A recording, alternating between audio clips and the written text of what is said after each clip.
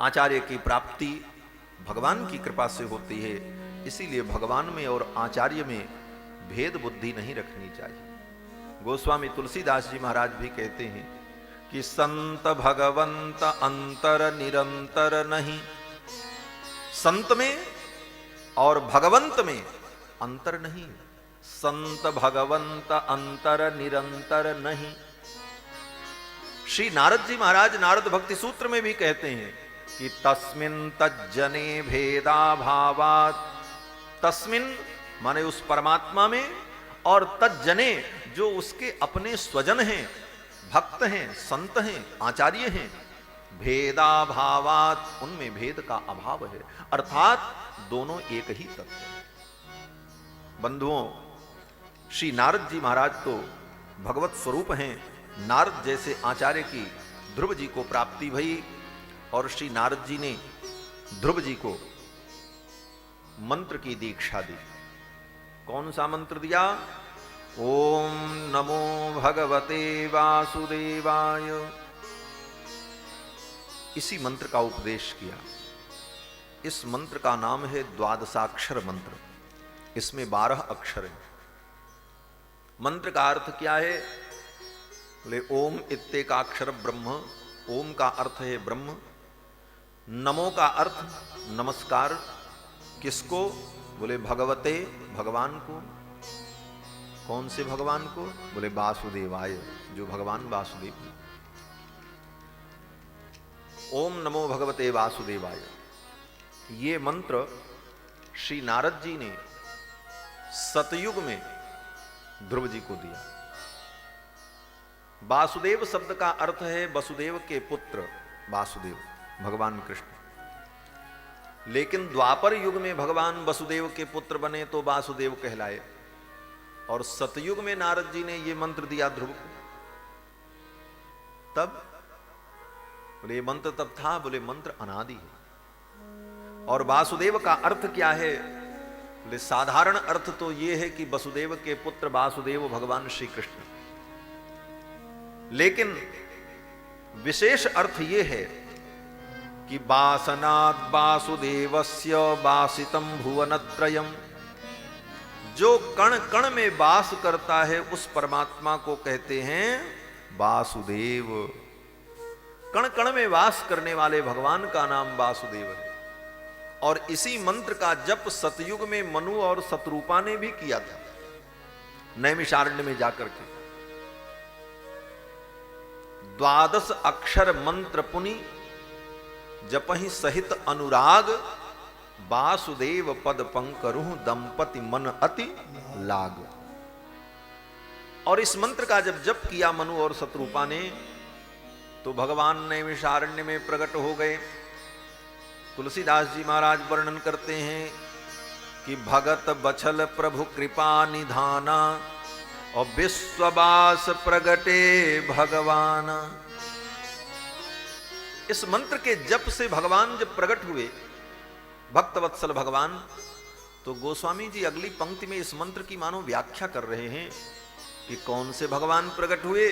बोले भगत बछल प्रभु कृपा निधाना, और बोले विश्ववास प्रगटे भगवान। कण कण में वास करने वाले जो भगवान हैं वो प्रकट हो गए। तो वासुदेव का यही अर्थ है, जो कण कण में बसता है उसका नाम वासुदेव। और वही कण कण में बसने वाले भगवान द्वापर युग में वसुदेव के पुत्र हो गए, इसलिए भी उनका नाम वासुदेव, यह भी कारण बन गया। लेकिन प्रधान कारण यही है कि जो कण कण में वास करता है उसको वासुदेव कहते हैं। तो ओम नमो भगवते वासुदेवाय, इसी मंत्र का उपदेश किया। और नारद जी ने कहा जाओ जाकर के इस मंत्र का जप करना। कहां पर? बोले मधुबन में। तत्तात गच्छ भद्रम ते यमुनायास्तटम शुचि। यमुना के पवित्र तट पर जाकर के स्नान करना। यमुना की बालू से, मिट्टी से भगवान की मूर्ति की कल्पना कर लेना, और उसी में भगवान की पूजा कर लेना। मूर्ति में जो तुम्हें मिल जाए पत्र पुष्प, उसी के द्वारा। और फिर इसी मंत्र का जप करना। नारद जी के बताए हुए वचनों के अनुसार श्री ध्रुव जी महाराज वृंदावन आ गए। वृंदावन में ही एक स्थल है जिसका नाम मधुबन है। ध्रुव जी ने आकर के वहीं पर तप किया है। ध्रुव जी महाराज ने जमुना में स्नान किया और जमुना की बालू से एक मूर्ति बना ली। बोले बालू से क्या मूर्ति बनेगी? बोले बस ऐसे बालू को ही बटोर करके, मिट्टी को बटोर करके एकत्रित किया और भावना की कि ये भगवान है, और उसी में भगवान का आवाहन करके पूजन किया। क्या संकेत है?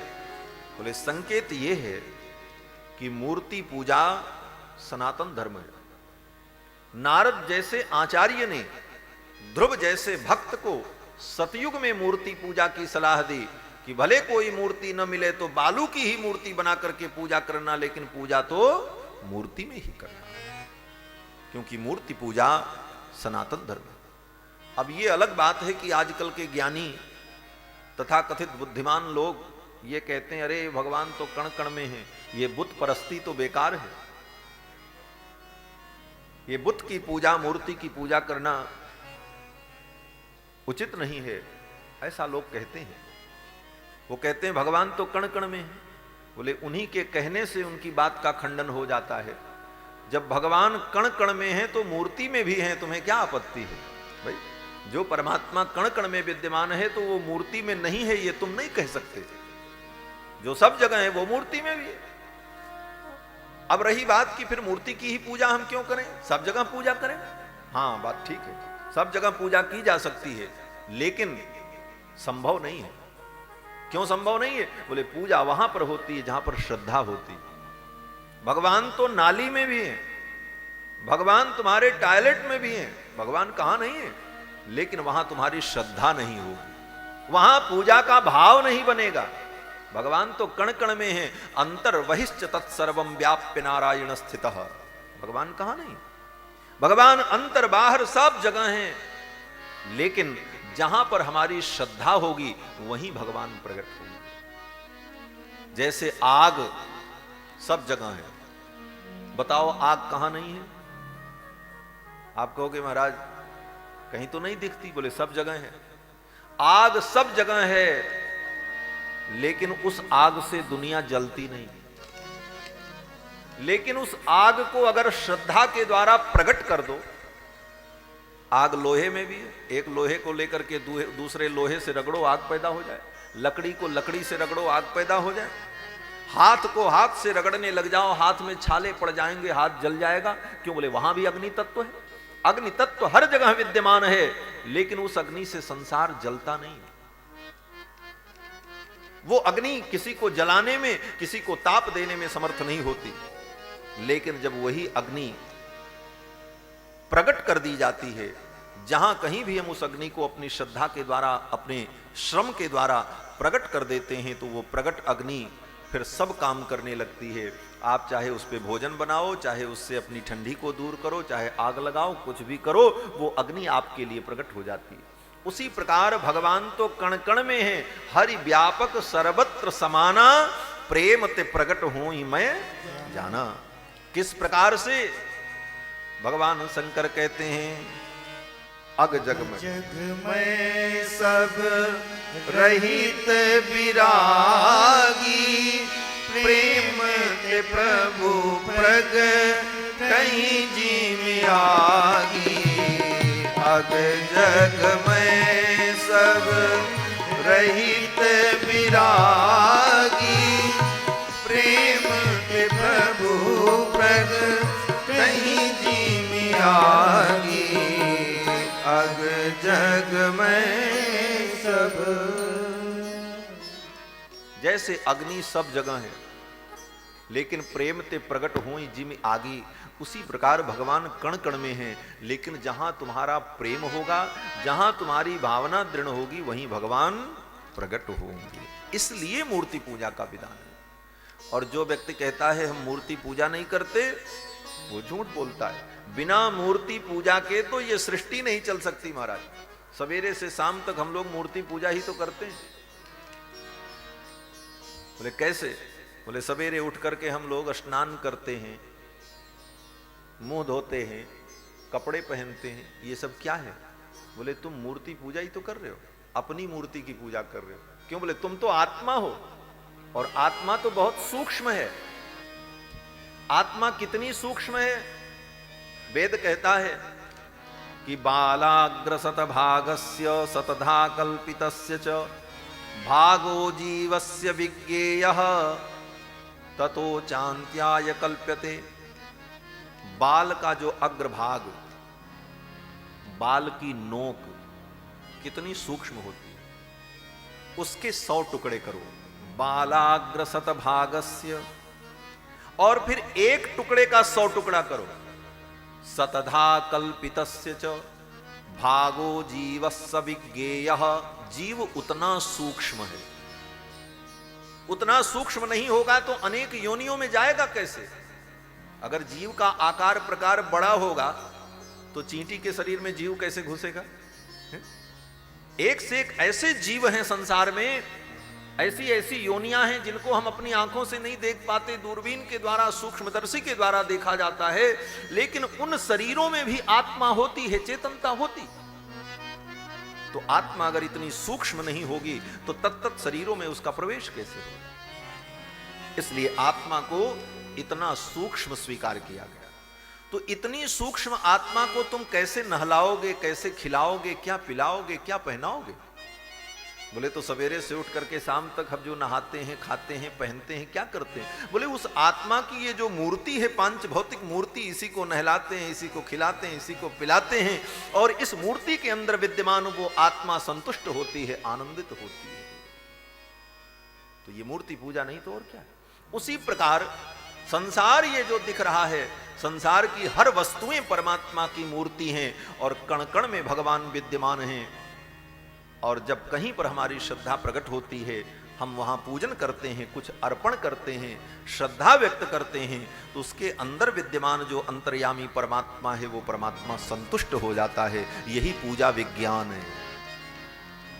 और दूसरे शब्दों में अगर कहा जाए तो मेरे पूज्य परम श्रद्धेय वैकुंठवासी पूज्य स्वामी श्री गोपालाचार्य जी महाराज, जिनके चरणों में बैठ करके मैंने कथा श्रवण की है, जिनकी कृपा प्रसाद से ही मैं कुछ सुना पाता हूं, पूज्य स्वामी जी एक बड़ा सुंदर उदाहरण देते थे कि देखो, इसको ऐसे भी समझ सकते हो कि जैसे गणित में कभी कभी ऐसा प्रश्न आता है, कोई ऐसा सवाल होता है कि जिस सवाल में बाकी सारी चीजें होती हैं लेकिन मूलधन का पता नहीं है।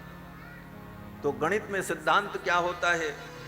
बोले चलो मान लो मूलधन बराबर क, मूलधन बराबर क ऐसा मान लिया और उसके बाद गणित लगाना शुरू किया। कल्पित मूलधन को मान करके आप सूत्र के, गणित के सूत्र के अनुसार जब गणित लगाओगे तो असली मूलधन का पता चल जाता है। उसी प्रकार भगवान ही मूलधन है और भगवान का पता नहीं है कि भगवान कहाँ है। बोले तो मान लो कि भगवान ये मूर्ति में ही भगवान को मान लो, और फिर जिस प्रकार गणित में मान लिया मूलधन बराबर क और गणित लगाना शुरू किया तो वास्तविक मूलधन का पता चल जाता है।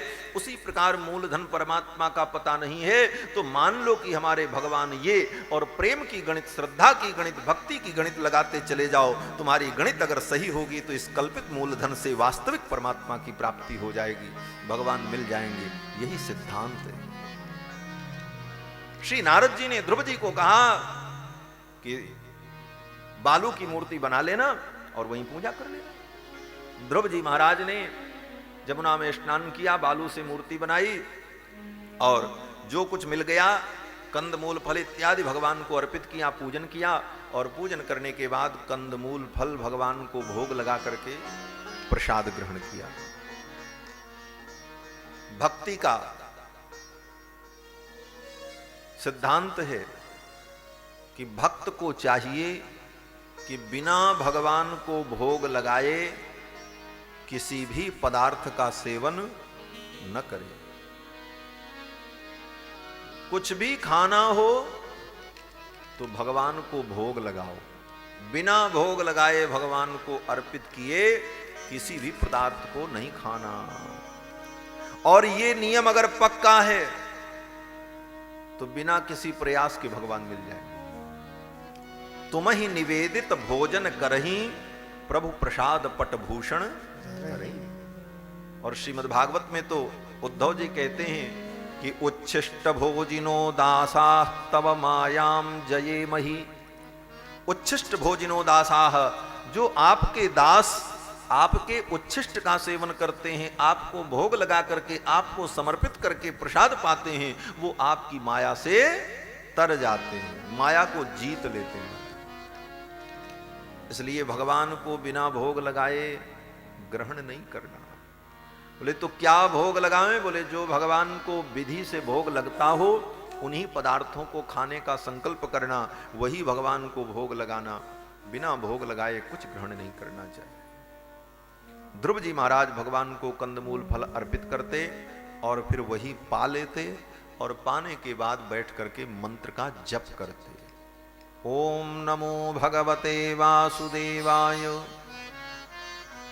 और बैठ करके नहीं, खड़े होकर के, वो भी एक पैर पर खड़े होकर भगवान का ध्यान करते हुए शांत चित्त होकर मंत्र का जप करते।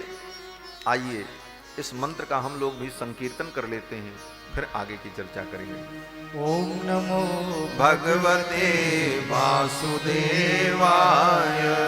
ओम नमो भगवते वासुदेवाय। भगवते वासुदेवाय। ओम नमो भगवते वासुदेवाय। ओम नमो भगवते वासुदेवाय। ओम नमो भगवते वासुदेवाय। ओम नमो भगवते वासुदेवाय।